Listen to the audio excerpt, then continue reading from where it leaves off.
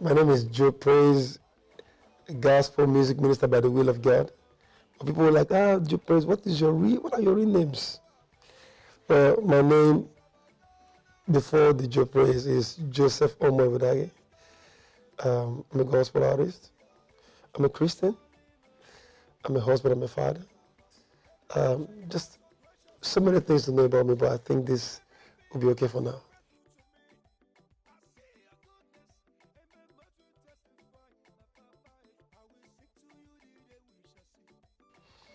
All right, it could have been Joe Worship, it could have been Joe anything, but Joepraize was born out of a lifestyle.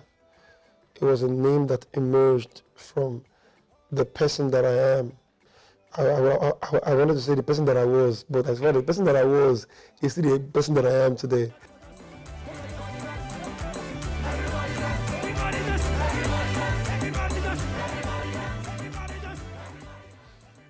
Yeah, I got born again in 1991, so many years ago now, in the city of Benin.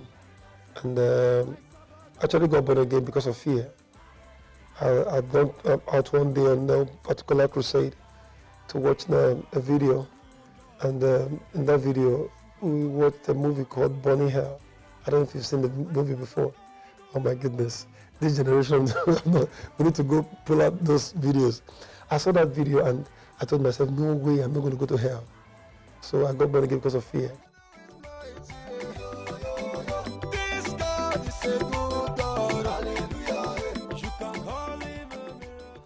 All right, growing up a family of 9, 6 boys and 3 girls. Of course, they are all grown up now, so they are, we could say, 6 men and women. My dad was a civil servant. My mom, of course, was a typical Nigerian woman who wants to make sure go to the market and get some stuff, make sure family was okay. So I use the word was because they've all passed, both of them have passed on to glory now. We were in that home where our parents gave us the best of training. They were not the typical very rich Nigerian family and all of those stuff, but we had things going for us until we lost them. And life was now, in 1998, life was not very beautiful. When I use the word beautiful, it was so hard that I just knew at that time that I needed to hold on to the word of God. And that was the year I moved into, the Lord brought me into Christ Embassy.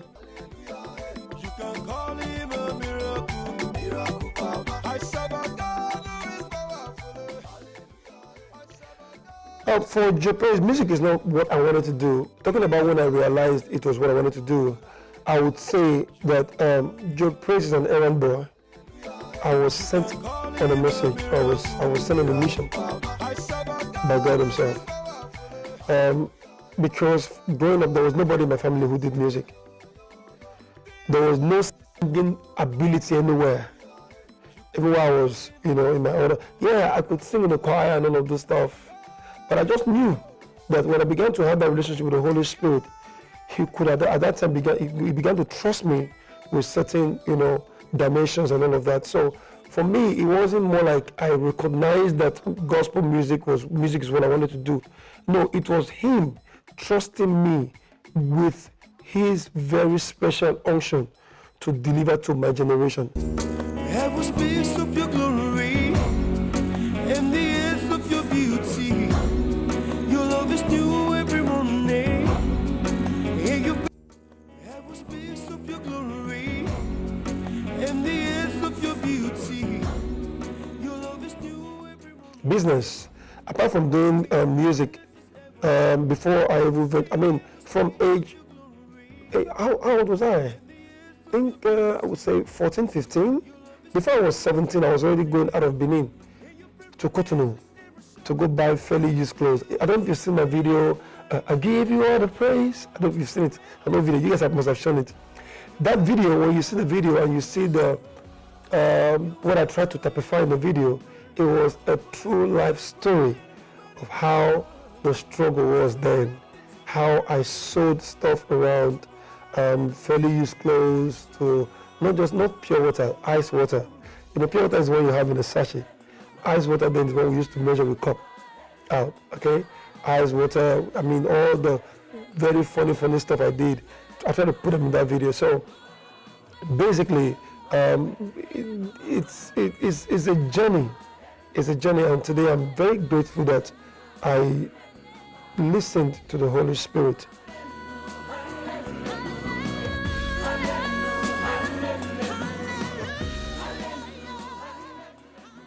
So the turning point basically for the world, what you and I see, oh, that guy sang that song announced him, may not necessarily be the turning point between that minister and God. Most times, the turning point between that minister and God is more important. Is more important than what people see out there.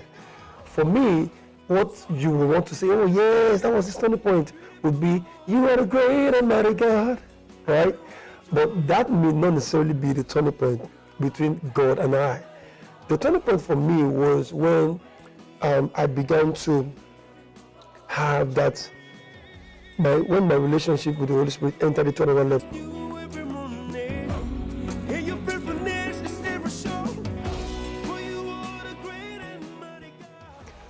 Okay, I'll start with the last set of the question because this is a compact question right now. Gospel music can never be because you can sing. If that is the case, very soon you will wear out. All right? A few days ago, I've been having this, ministration in my spirit. If you do things because you can sing, because of people, you get tired. But when you do it because of God, because of the relationship with Him, you get fired up to even do more. So, for me, basically, those private moments, we should have it. Every gospel music minister should have it.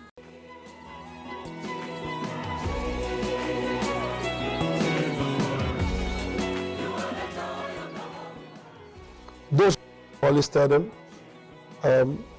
when there's any invitation, first thing first, what is the purpose for this event? Why this event? Why is this event called this name? What do you want to achieve with this event? Who is the pioneer, the convener of this event? When you get that sorted out, that is topmost for us.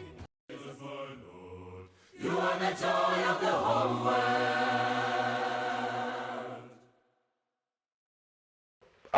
I haven't really done collaborations with a lot of people, but I've collaborated with some persons. My very first collaboration was with the Grammy Award-winning Soweto Gospel Choir when we did the remix for Great and Mighty God. It was so beautiful, well interpreted, and I've done with Minister Sinach. I've done with Frank Edward. I've done a couple. I did overtake with Frank Edward, my brother. I've done with a couple of other ministers, but not much. I think just a handful. And the reason you asked the question, why all of this stuff? I remember talking off camera while having a discussion. And for me, collaboration is something that is very, very dear to my heart. For me to collaborate with you, I must know of whose spirit you operate.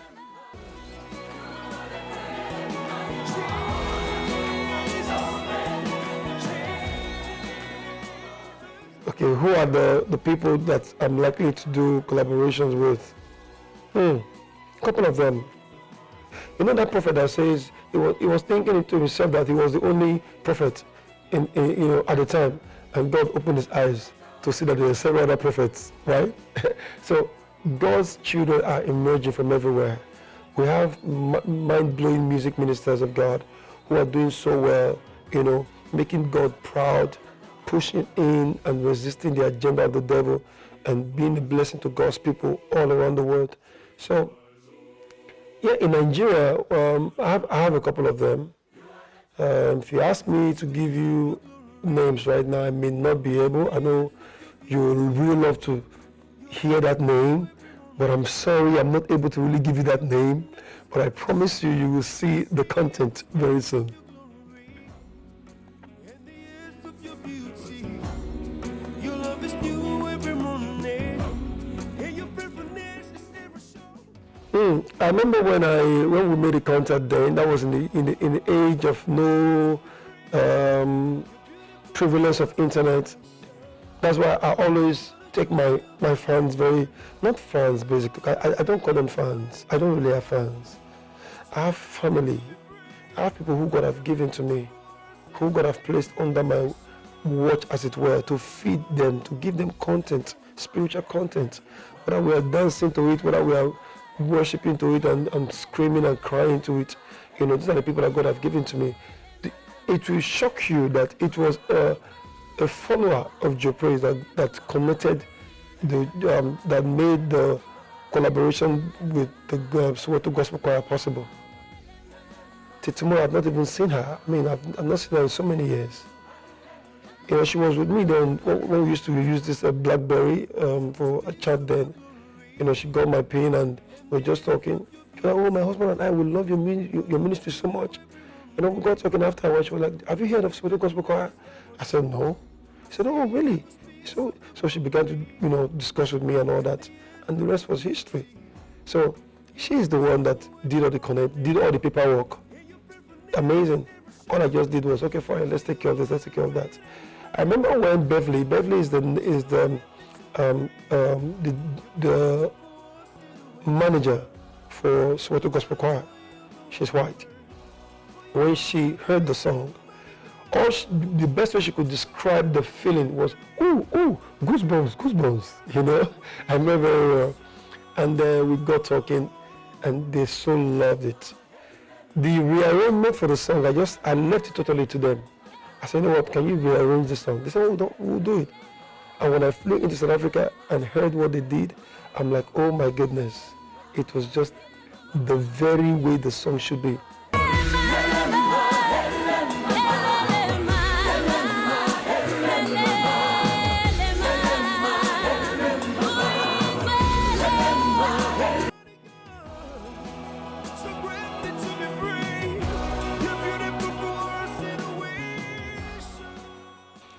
Yeah, most of the times when I'm on stage ministering, it's always a special moment for me, because at that time a lot of things happen. It's amazing the things that happen when we are ministering. If only God will open our eyes to see the things, that the testimonies that don't even come to us, that we don't even get to hear, that takes place when we minister. It's always amazing. For me, an unforgettable experience would be during the preservation 2 years ago, where you guys were there. It was such a glory moment from start to finish. How that played out, I can't even tell till tomorrow. But I knew God gave me the script. He gave me the full script for that event, like He gave the full script or the full plan to Noah on how the ark should be built. He told him 300 cubits. He gave him all the dimensions. And I dare say, if Noah had added 1 cubit to what God told him to do, that ark would have had issues. So I followed through everything God asked me to do for that program. It's not a coincidence that I saw the things that I saw during preservation. How do you explain it? There was an event that was put together by one person, one man. With all due respect, it wasn't an event where you saw on the bill, you saw loads of faces, different gospel music ministers. Even when people started asking me questions, are you sure you can put the crowd? Will people come? It's just you. I'm like, I'm not doing this program because of, I'm trying to sack myself when people come. I'm on an errand. I've been set on an errand. So when I saw what happened there on that day of the program, I can't forget it in a hurry. Wow. You're watching X2D.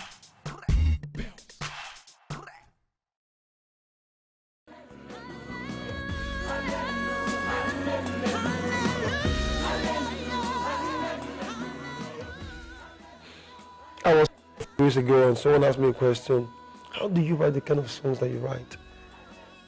I said my songs are delivered to me. I don't write my song like trying to put the rhymes together. You took me from the Mary Clay, set my feet on the rock to start kind of. No, these are downloads from a server somewhere. I receive my songs, from above.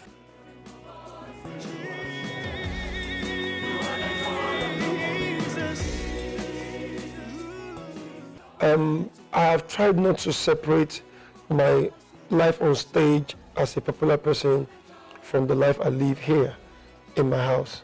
I'm the same, basically. I'm the same. That's why I've not had so much challenge like some other persons who have what you call challenge, like what do I call it now, like stumbling blocks, like bottlenecks and all of the stuff. Yeah, I've had challenges that have taken me to the next level. Challenges that I can say, okay, my capacity is 15,000. But I want to start working in the hundreds of thousands. Okay, let me engage my spirit. Those ones are normal. You will engage them and you will surpass them and you will climb to the next level. Okay, I've been dwelling so much on the hundreds. Can I move to the millions? Those are normal.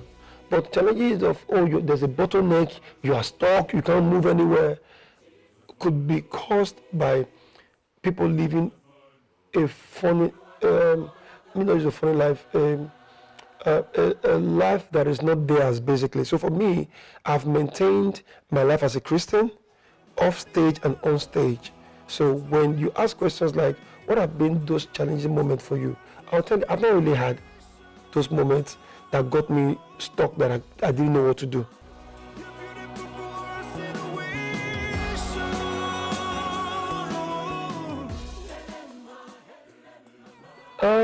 The truth is, every Christian, everybody in this life, we all need to engage our faith.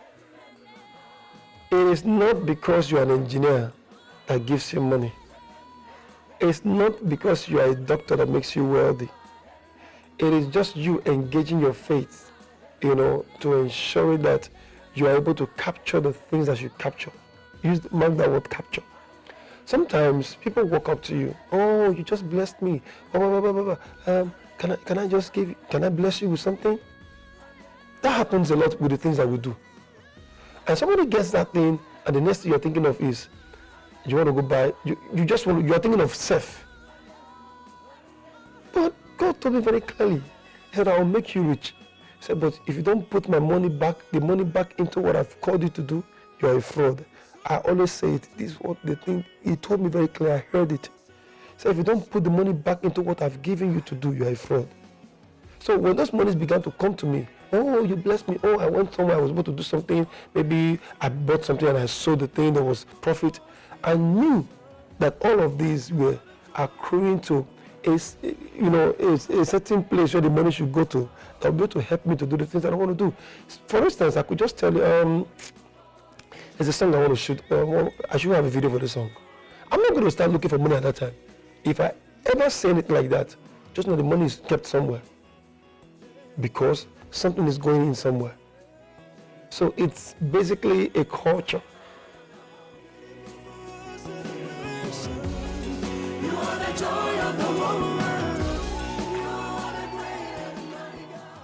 I would say that maybe on the side of government, maybe the government can take off the play quota they put on different radio stations. There are stations that can play above certain percentage in a day of gospel music. Are you aware of that? In this country, especially in Lagos and Abuja, right? So maybe that should be taken away. We allow stations to play songs that they want to play anytime, any day. Like in Ghana, they can play gospel music anytime, any day, anywhere. Basically, they can take off all of that and allow more people, more gospel songs to be on these various platforms. And of course, on the side of the singers, the ministers now, what I can say is, now it's happening. Everyone is doing good music videos. Everyone trying to do good productions, ensuring that their stuff is top notch and all that. I would just encourage them to do much more. There's always more. Everybody sing along.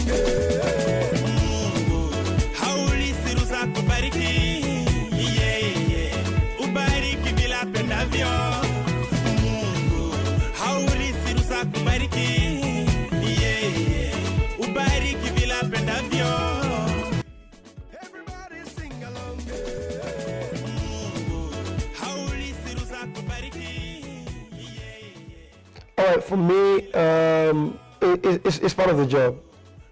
It's part of ministry. People criticize your work. It's part of ministry. I have been criticized several times, whether justly or unjustly. And I remember doing a video to celebrate my 40th birthday in 2019, I guess. Yes, that was 2019. Powerful Jesus.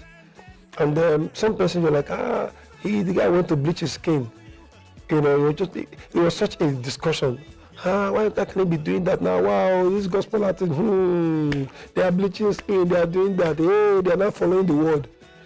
I saw it and I just kept quiet, but it got to a point I need to respond to it. It was on my timeline on YouTube. My manager drew my attention to it, so I told her, okay, let's respond. So we don't act as though we're not aware of what's going on there, because when you respond to some very, to some matters, it shows that you respect the people.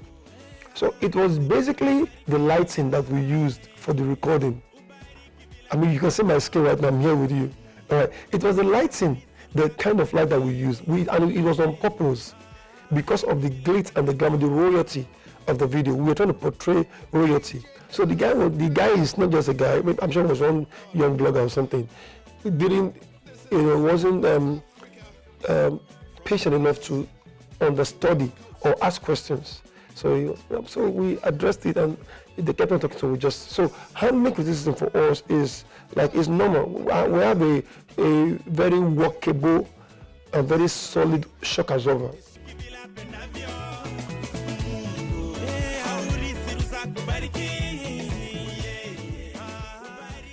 Got married over 3 years ago, 2017, to Joanna. How we met. People like to ask questions how we met. Well, people meet, some people meet in while they were speaking in tongues. I didn't meet her when I was speaking in tongues. And, I saw her somewhere and I liked her. And it didn't take me long. We've been saying, and I just told her one day, I said, I'm going to marry you. She was like, are you kidding me? In fact, when I told her I'm going to marry you, she fell down. I always use that to tease her. I'm like, you always fall down. Even when I proposed to her, she didn't even know I was going to propose to her on the 20th of May, 2017. She fell as well. The video is always, so she didn't see it coming. I didn't meet her while I was praying, but when I met her, I liked her. I liked her person.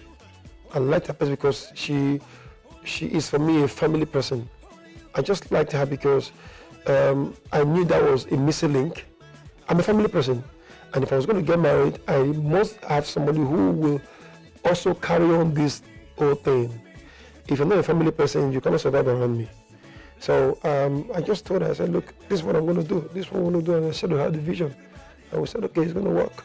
Then she was working with a particular company. And she said, okay, fine. And we started the process. And reached out to our pastor. And today is history.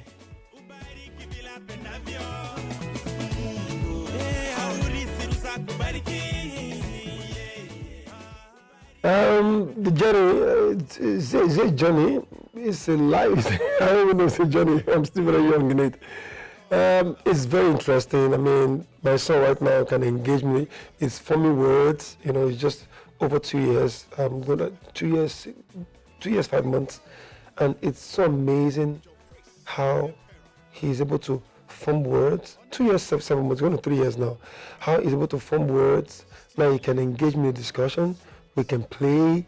We can just have a good time. It's so amazing. I'm like, this God is so awesome.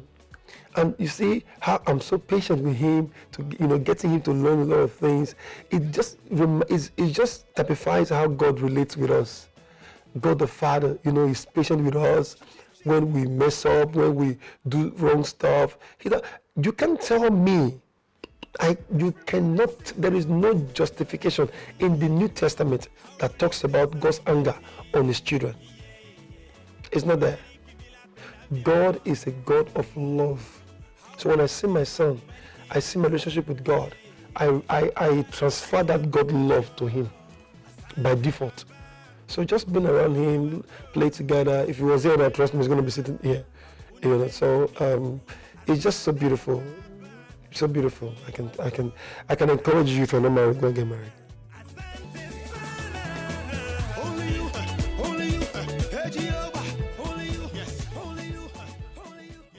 Yeah, sometimes this thing is very relative. It could be so for one person, but not so for the other person. Explain what I mean by that. You might be waiting to hear that, hey, my son, Angelina is your wife. Go meet her, she's by the pool of XYZ. Tell her you are her husband. If you're waiting for that, that may not be the case. But is that enough to rule out the fact that that is not possible? That's why he's God. Anybody who is, that's why I said this thing is relative. It might be so for you and not be so for the other person. But those who are saying they're waiting on that, for that voice to, to speak to them and all of that, most of them, I dare say, are covering for their spiritual bankruptcy. They are covering for. They are trying to give you reasons why they have not done what they should do. But I don't know if you get my point. They are just trying to cover up and just give excuses that are not needed. But most times, I always tell people, you will know when you meet her. You will know.